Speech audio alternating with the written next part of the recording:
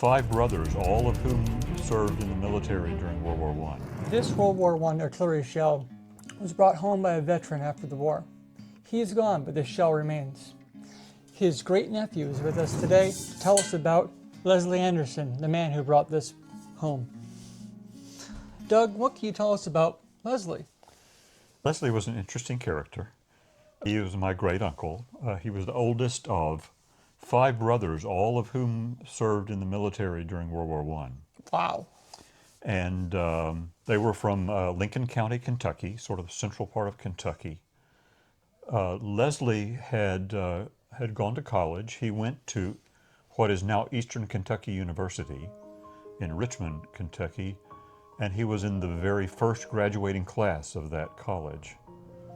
In fact, with the name Anderson, I understand that he was the first in line to graduate. Who knows? Let's see, and that would have been prior to the war. Okay. I don't know, I assume he enlisted. He did ultimately attain the rank of first lieutenant. Oh, wow. He was with the 118th Field Artillery. I believe they were at one point, must have been in training at Fort Jackson. Okay.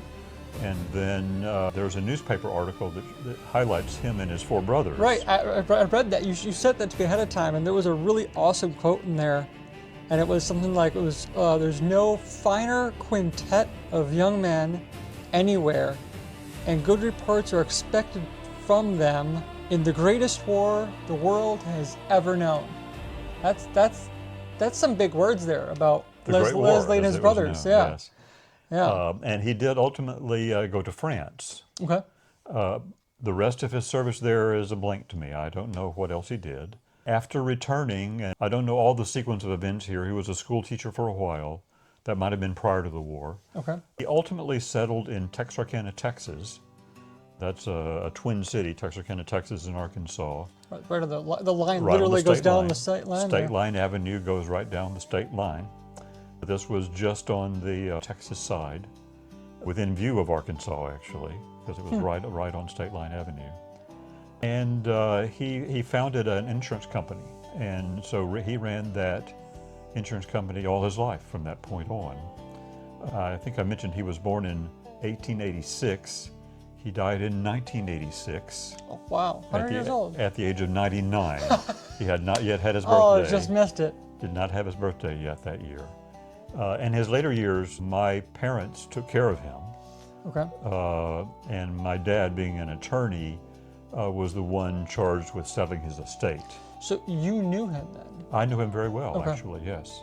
He was quite elderly, and in his later years was alone after his last wife passed away. And he went to live with my parents for a few years at that point. And as I say, my father was the one charged with settling his estate. And so it was sometime in that process that I acquired that artillery shell. So at some point you mentioned that when we were talking about this, that this shell is possibly part of a pair of shells? I seem to remember that there was a second shell. What became of it, I'm uncertain. Perhaps one of my sisters has it. We'll have to make some phone calls. I will see if I can find out about that. So we've done some digging on the shell and figured out where it's from, though. Yes, you were looking at that. So I think we found out it's like a German Imperial shell, and it's dated, I think it was 1918 is what I think it said? 1916. And so it's probably a German shell. It looks like he brought back as a kind of a war trophy.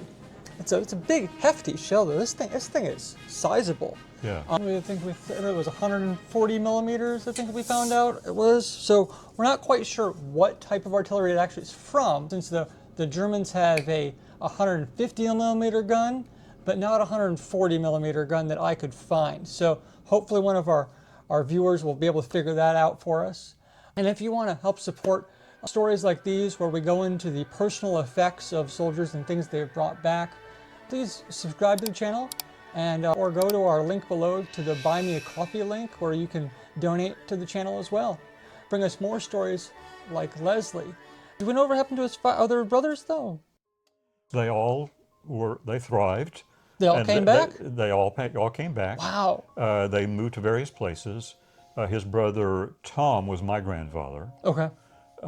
He had a brother John who settled in Akron, Ohio.